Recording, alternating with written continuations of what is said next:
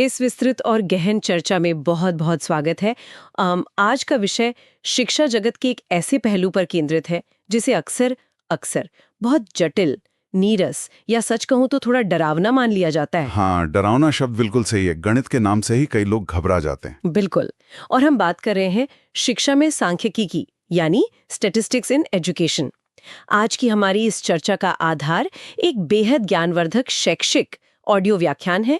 यह विशेष रूप से उन उम्मीदवारों के लिए तैयार किया गया है जो यूजीसी नेट, सीटीईटी, डीएसएसएसबी जैसी शिक्षक प्रतियोगी परीक्षाओं की तैयारी कर रहे हैं। और हमारा उद्देश्य आज यही है कि हम इस विषय को इसके डर को दूर भगाएं। हाँ, हमारी कोशिश ये समझने की है कि कैसे केवल कुछ संख्याएं और आंकड़े पूरी शिक्षा प्रणाली को अधिक वैज्ञानिक, वस्तुनिष्ठ यानी ऑब्जेक्टिव और प्रमाण आधारित बनाने का काम करते हैं।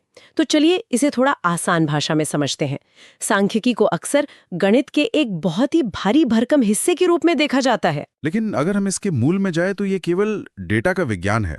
डेटा का संग्रह, संगठन, प्रस्तुतिकरण, विश्लेषण और उसकी व्याख्या करना। सही बात है। मैं तो इसे एक ऐसे बेहतरीन टूल की तरह देखती हूँ जो क्लासरूम की वास्तविकता को स्पष्ट रूप से समझने में मदद करता है। बिल्कुल। यहाँ जो सबसे दिलचस्प बात है वो ये है कि जब हम शिक्षा की बात करते हैं तो हम केवल ज्ञान देने की बात नहीं कर रहे होते हैं। हम ये भी जानना चाहते हैं कि उस ज्ञान का प्रभाव क्या हुआ। स्रोत में सांख्यिकी के 5 मुख्य महत्वों पर काफी विस्तार से चर्चा की गई है। हाँ, जो ये स्पष्ट करते हैं कि शिक्षा में इसकी इतनी आवश्यकता क्यों है। एकदम सही। इसका सबसे पहला और बुनियादी काम है सीखने के परिणामों का मापन करना। मतलब जब एक शिक्षक कोई परीक्षा लेता है तो जो अंक प्राप्त होते हैं उनका सही विश्लेषण बिना सांख्यिकी विधियों के संभव ही नहीं है। मतलब सिर्फ कॉपी जांचना और नंबर दे देना काफी नहीं है। बिल्कुल नहीं। ये समझना कि एक विद्यार्थी ने पूरी कक्षा की तुलना में कैसा प्रदर्शन किया है केवल कुछ अंकों को देखकर तय नहीं किया जा सकता। ये एक बहुत ही महत्वपूर्ण बिंदु है। उस डेटा के पीछे की कहानी समझना जरूरी है। और शायद इसीलिए इसका दूसरा बड़ा महत्व शैक्षिक अनुसंधान में है। हाँ, एजुकेशनल रिसर्च। जैसे जब भी शिक्षा के क्षेत्र में कोई नई शिक्षण विधि लाई जाती है या मनोविज्ञान में कोई नया प्रयोग होता है तो शोधकर्ता ये कैसे साबित करेंगे कि उनका नया तरीका पुराने तरीके से सच में बेहतर है। यहीं पर सांख्यिकी काम आती है। डेटा के विश्लेषण से ही ये प्रमाणित होता है कि कोई नई नीति वास्तव में काम कर रही है या नहीं। एकदम सही। और इसी से तीसरा महत्व भी जुड़ता है जो है समूहों की तुलना करना। इसे एक बहुत ही व्यावहारिक उदाहरण से समझते हैं। मान लीजिए एक ही स्कूल में 2 अलग-अलग कक्षाएं हैं। एक क्लास में पारंपरिक तरीके से ब्लैक बोर्ड पर पढ़ाया जा रहा है और दूसरी में डिजिटल स्मार्ट बोर्ड का उपयोग हो रहा है। बिल्कुल। अब सत्र के अंत में दोनों कक्षाओं के परिणामों की तुलना करके ये जांचना कि कौन सी विधि अधिक प्रभावी रही, ये पूरी तरह से सांख्यिकीय विश्लेषण पर निर्भर करता है। कमाल है। अच्छा, स्रोत में भविष्यवाणी करने की भी बात की गई थी, वो चौथा बिंदु था ना। हाँ, एक विद्यार्थी के वर्तमान डेटा, उसके टेस्ट स्कोर और उसकी बुद्धि लब्धि यानी आईक्यू के आधार पर सांख्यिकी ये अनुमान लगाने में मदद करती है कि भविष्य में उसका प्रदर्शन कैसा हो सकता है। ये तो शैक्षिक मार्गदर्शन और काउंसलिंग के लिए एक बहुत ही शक्तिशाली उपकरण हो गया। बिल्कुल। और इसका 5वां महत्व निर्णय निर्माण से जुड़ा है। जो प्रशासक हैं, प्रिंसिपल हैं या जो सरकार में बैठकर नीतियां बनाते हैं, वे हवा में तीर नहीं चला सकते। उन्हें ठोस डेटा चाहिए। हाँ, उन्हें यह तय करने के लिए कि किस स्कूल को अधिक फंड की आवश्यकता है या सिलेबस में कहां बदलाव की जरूरत है, वस्तुनिष्ठ डेटा चाहिए होता है। और सांख्यिकी वो डेटा प्रदान करती है। अब जब ये स्पष्ट हो गया है कि सांख्यिकी शिक्षा की रीढ़ कैसे है, तो डेटा को समझने के तरीकों पर आते हैं।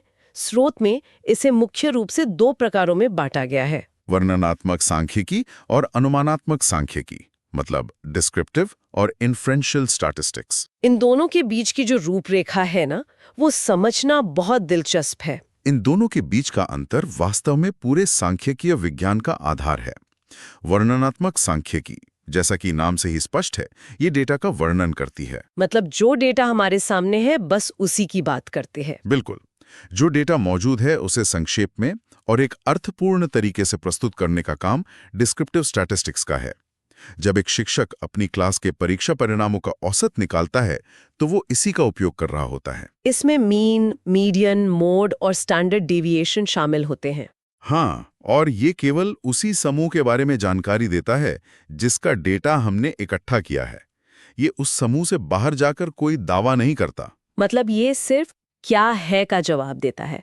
लेकिन जब हमें उस डेटा के आधार पर कुछ बड़े निष्कर्ष निकालने हो जो हमारे पास मौजूद नहीं है, तब हम अनुमानात्मक सांख्यिकी यानी इन्फ्रेंशियल स्टैटिस्टिक्स की ओर बढ़ते हैं। सही कहा। स्रोत में इसका एक बहुत ही सटीक और शानदार उदाहरण दिया गया है। हाँ, वो 100 विद्यार्थियों वाला उदाहरण। बिल्कुल।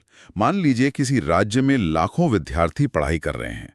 अब हर एक विद्यार्थी पर किसी नई नीति का प्रभाव जांचना तो संभव नहीं है, इसलिए शोधकर्ता केवल 100 विद्यार्थियों का एक छोटा सा नमूना या सैंपल लेते हैं और उन 100 विद्यार्थियों पर अध्ययन किया जाता है। हाँ, और फिर अनुमानात्मक सांख्यिकी के उपकरणों का उपयोग करके, जैसे टी टेस्ट, एनोवा या काई स्क्वायर, ये निष्कर्ष निकाला जाता है कि ये नीति पूरे राज्य के लाखों विद्यार्थियों पर कैसा असर करेगी। टेस्ट या एनोवा जैसे उपकरण ये जांचने में मदद करते हैं कि उस छोटे सैंपल में जो परिणाम दिख रहे हैं, क्या वे बस संयोगवश आ गए हैं या वास्तव में उनका कोई वैज्ञानिक आधार है जिसे पूरी जनसंख्या पर लागू किया जा सके। अब चाहे हम किसी भी प्रकार की सांख्यिकी का उपयोग कर रहे हों, डेटा का विश्लेषण करने के लिए सबसे पहला कदम होता है उस डेटा के केंद्र को ढूंढना, जिसे मेजर्स ऑफ सेंट्रल टेंडेंसी या केंद्रीय प्रवृत्ति के माप कहा जाता है।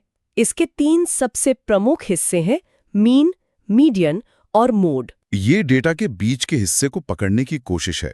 अगर हम मीन की बात करें, जिसे आम भाषा में औसत कहा जाता है, तो ये सबसे अधिक इस्तेमाल होने वाला टूल है। इसका तरीका तो बहुत सीधा है।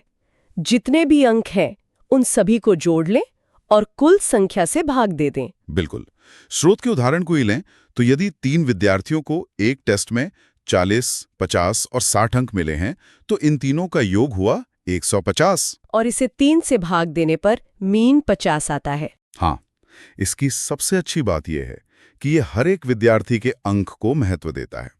लेकिन इसकी एक बहुत बड़ी कमजोरी भी है। वो 0 नंबर वाली कमजोरी। बिल्कुल।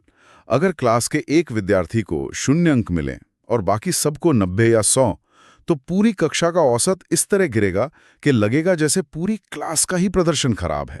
अत्यधिक बड़े या छोटे अंकों से मीन बहुत जल्दी प्रभावित हो जाता है। और मुझे लगता है कि ठीक इसी कमजोरी को दूर करने के लिए मीडियन यानी माध्यिका का जन्म हुआ। एकदम सही। मीडियन उस मान को कहते हैं जो किसी भी क्रमबद्ध डेटा के बिल्कुल मध्य में बैठता है। यदि अंकों को छोटे से बड़े क्रम में रखा जाए, जैसे 20, 30, 40, 50 और 60, तो इसके बिल्कुल बीच में 40 आता है। तो यहाँ मीडियन 40 होगा। इसका सबसे बड़ा फायदा यही है कि अगर सबसे ऊपर वाले विद्यार्थी को 60 की जगह 100 अंक भी मिल जाएं, तब भी मध्य का मान 40 ही रहेगा। मतलब ये चरम मूल्यों या आउटलायर से प्रभावित नहीं होता, जो इसे शिक्षा के वास्तविक मूल्यांकन के लिए बहुत भरोसेमंद बनाता है। और केंद्रीय प्रवृत्ति का तीसरा माप है मोड, यानी बहुलक। यह उन स्थितियों के लिए जहां हम ये जानना चाहते हैं कि सबसे ज्यादा बार क्या हुआ है। जो मूल्य डेटा में सबसे अधिक बार आता है वही मोड है। जैसे यदि एक टेस्ट के अंक 40, 45, 45, 50 और 60 हैं, तो यहाँ 45 2 बार आया है, जो कि सबसे ज्यादा है। इसलिए इस डेटा का मोड 45 होगा। जब किसी स्कूल को ये जानना हो कि उनके विद्यार्थियों के बीच सबसे लोकप्रिय विषय कौन सा है, तो वहाँ औसत नहीं निकाला जाता, बल्कि मोड देखा जाता है। हाँ, ये कैटेगोरिकल या वर्गीकृत डेटा के लिए सबसे उपयुक्त है। अब यहाँ चीजें वास्तव में बहुत रोचक हो जाती हैं। मान लीजिए 2 अलग-अलग कक्षाएं हैं, कक्षा ए और कक्षा बी। दोनों कक्षाओं के गणित के टेस्ट का औसत यानी मीन बिल्कुल एक समान है, 50 अंक। ठीक है। लेकिन जब हम गहराई में जाते हैं तो पता चलता है कि कक्षा ए में सभी बच्चों के अंक 48 और 52 के बीच ही आए हैं, यानी सभी बच्चे औसत के बहुत करीब हैं। और दूसरी क्लास में? वहीं दूसरी तरफ कक्षा बी में कुछ बच्चों के अंक 10 हैं और कुछ के 90 हैं, लेकिन गणितीय रूप से उनका औसत भी 85 बन रहा है। और ये एक बहुत ही क्लासिक स्थिति है। अब एक शिक्षक के रूप में इन दोनों कक्षाओं को पढ़ाने की रणनीति बिल्कुल अलग होगी। औसत तो समान है, तो ये कैसे मापा जाए कि कौन सा डेटा ज्यादा फैला हुआ है और कौन सा सिकड़ा हुआ है? इस फैलाव को समझने के लिए ही मेजर्स ऑफ वेरिएबिलिटी या प्रसरण के माप का उपयोग किया जाता है। औसत हमें केवल एक बिंदु बताता है, लेकिन वेरिएबिलिटी हमें उस बिंदु के चारों ओर की तस्वीर दिखाती है। इसके भी कुछ उपकरण होते हैं ना? हाँ, मुख्य रूप से 3 उपकरण हैं। सबसे पहला और बुनियादी उपकरण है रेंज। ये बस उच्चतम और न्यूनतम मान के बीच का अंतर है। स्रोत के अनुसार यदि अधिकतम अंक 90 हैं और न्यूनतम 40, तो रेंज 50 होगा। बिल्कुल। लेकिन जैसा कि स्पष्ट है, रेंज केवल 2 चरम बिंदुओं को देखता है और बीच के सारे डेटा को नजरअंदाज कर देता है। इसलिए एक अधिक परिष्कृत या एडवांस्ड उपकरण की आवश्यकता होती है, जिसे वेरिएंस कहा जाता है। सही। वेरिएंस ये देखता है कि प्रत्येक व्यक्तिगत अंक उस समूह के औसत से कितना दूर या कितना विचलित है। और इसी वेरिएंस का जब वर्गमूल यानी स्क्वायर रूट निकाला जाता है, तो हमें सांख्यिकी का सबसे महत्वपूर्ण टूल मिलता है, स्टैंडर्ड डेविएशन, जिसे मानक विचलन कहते हैं। स्टैंडर्ड डेविएशन शिक्षा अनुसंधान और डेटा विश्लेषण का सबसे शक्तिशाली हथियार है। ये एक स्पष्ट संख्या देता है जो बताती है कि औसत से डेटा का औसतन पटकाव कितना है। यदि किसी कक्षा के अंकों का स्टैंडर्ड डेविएशन कम है, तो इसका सीधा सा अर्थ है कि ज्यादातर विद्यार्थियों का प्रदर्शन औसत के बहुत करीब है, मतलब कक्षा में एकरूपता है। विद्यार्थी बहुत कमजोर हैं और कुछ बहुत होशियार। एक शिक्षक को इस जानकारी के आधार पर अपनी कक्षा को अलग-अलग समूहों में बांटकर पढ़ाने की रणनीति बनानी होती है। डेटा के इस फैलाव और औसत को एक साथ देखने पर शिक्षा जगत का एक बहुत ही प्रसिद्ध आकार उभर कर सामने आता है, नॉर्मल डिस्ट्रीब्यूशन, जिसे आम बोलचाल में बेल कर्व या घंटी के आकार का वक्र कहा जाता है। हाँ, बेल कर्व। जब भी किसी बड़े समूह का डेटा, जैसे किसी राष्ट्रीय स्तर की परीक्षा के अंक या हजारों लोगों का आईक्यू एक ग्राफ पर रखा जाता है, तो वो स्वाभाविक रूप से इस बेल कर्व का आकार ले लेता है। इसकी खासियत ये है कि ये पूरी तरह से सममित यानी सिमेट्रिकल होता है। इसके बिल्कुल बीचों बीच मीन, मीडियन और मोड तीनों एक ही बिंदु पर मौजूद होते हैं। और ज्यादातर लोग इस बीच के हिस्से में आते हैं। जैसे जैसे हम ग्राफ के दोनों किनारों की तरफ बढ़ते हैं, यानी बहुत कमजोर या बहुत उत्कृष्ट प्रदर्शन की ओर, लोगों की संख्या घटती जाती है। इस बेल कर्व से जुड़े कुछ विशिष्ट सांख्यिकीय नियम भी है ना, जिन्हें स्रोत में बहुत स्पष्ट रूप से बताया गया है। हाँ। ये आंकड़े यह समझने के लिए बहुत जरूरी हैं कि आबादी का वितरण कैसे होता है। इस नियम के अनुसार औसत से ±1 स्टैंडर्ड डेविएशन के भीतर कुल डेटा का लगभग 68% हिस्सा आ जाता है। 68%? हाँ, अगर हम इस दायरे को थोड़ा और बढ़ाएं और ±2 स्टैंडर्ड डेविएशन तक जाएं, तो इसमें 95% डेटा समाहित हो जाता है। और 3 तक जाने पर? अगर हम ±3 स्टैंडर्ड डेविएशन तक जाते हैं, तो लगभग 99.7% जनसंख्या उस ग्राफ के अंदर आ जाती है। यह एक अद्भुत गणितीय सत्य है जो प्राकृतिक रूप से मानवीय क्षमताओं और परीक्षा परिणामों पर लागू होता है। इसी बेल कर्व और स्टैंडर्ड डेविएशन से जुड़ी एक बहुत ही व्यावहारिक अवधारणा है Z स्कोर। बिल्कुल। जब अलग-अलग विषयों या अलग-अलग परीक्षाओं के अंकों की तुलना करनी हो, तो कच्चे अंकों यानी रॉ स्कोर से काम नहीं चलता। Z स्कोर कच्चे अंकों को एक मानकीकृत स्कोर में बदल देता है। स्रोत में इसे समझाने के लिए एक बहुत ही सटीक आहा मोमेंट वाला उदाहरण दिया गया है। हाँ, इसे ऐसे समझते हैं। मान लीजिए एक छात्र को गणित के टेस्ट में 70 अंक मिले। पहली नजर में 70 अंक सामान्य लग सकते हैं, लेकिन मान लीजिए उस कक्षा का औसत केवल 60 है और स्टैंडर्ड डेविएशन 5 है। तो उस छात्र का Z स्कोर क्या होगा? हम उसके अंकों यानी 70 में से कक्षा के औसत 60 को घटाएंगे, जो कि 10 आता है। और फिर इसे स्टैंडर्ड डेविएशन यानी 5 से भाग देंगे। परिणाम आता है 2। इसका अर्थ यह है कि वो छात्र औसत से 2 स्टैंडर्ड डेविएशन ऊपर है। और अगर हम उस 68, 95, 99.7 वाले नियम को याद करें, तो 2 स्टैंडर्ड डेविएशन ऊपर होने का मतलब है कि उस छात्र ने कक्षा के लगभग 97% से अधिक विद्यार्थियों से बेहतर प्रदर्शन किया है। वाह! जो 70 अंक साधारण लग रहे थे, मानकीकरण के बाद वे उस परीक्षा के सबसे बेहतरीन अंकों में से एक साबित हुए। यही Z स्कोर का जादू है। ये बिना किसी भेदभाव के विद्यार्थियों की वास्तविक स्थिति का सटीक मूल्यांकन करता है। अब अगर हम इसे व्यापक परिप्रेक्ष्य से जोड़ें, तो शिक्षा में केवल एक विषय या एक परीक्षण का विश्लेषण ही सब कुछ नहीं होता। अक्सर हमें ये देखना होता है कि 2 अलग-अलग चीजों के बीच क्या संबंध है। यहीं पर कोरिलेशन यानी सहसंबंध की अवधारणा सामने आती है। सहसंबंध मुख्य रूप से यह मापता है कि दो चरों या वेरिएबल्स के बीच का रिश्ता कैसा है और उसकी दिशा क्या है। शैक्षिक अनुसंधान में इसके अनगिनत उपयोग हैं। उदाहरण के तौर पर, क्या किसी विद्यार्थी द्वारा पढ़ाई में लगाए गए समय और उसकी परीक्षा में आने वाले अंकों के बीच कोई सीधा संबंध है? या फिर किसी व्यक्ति के IQ स्कोर और उसके जीवन में मिलने वाली शैक्षणिक उपलब्धि के बीच कैसा रिश्ता है? इसे मापने के लिए ही कोरिलेशन का उपयोग किया जाता है, जिसका पैमाना -1 से लेकर +1 तक होता है। यदि दो चीजों के बीच पूर्ण सकारात्मक संबंध है, यानी एक के बढ़ने से दूसरी भी उसी अनुपात में बढ़ती है, जैसे पढ़ाई का समय बढ़ने से अंक बढ़ना, तो कोरिलेशन +1 के करीब होता है। और यदि मान 0 है तो इसका मतलब है कि दोनों के बीच कोई संबंध नहीं है, वे पूरी तरह से स्वतंत्र हैं। और यदि मान -1 की तरफ जाता है तो ये एक नकारात्मक संबंध को दर्शाता है, यानी एक चर के बढ़ने से दूसरा घटता है। उदाहरण के लिए, कक्षा में अनुपस्थिति का बढ़ना और परीक्षा के अंकों का गिरना। बिल्कुल सही।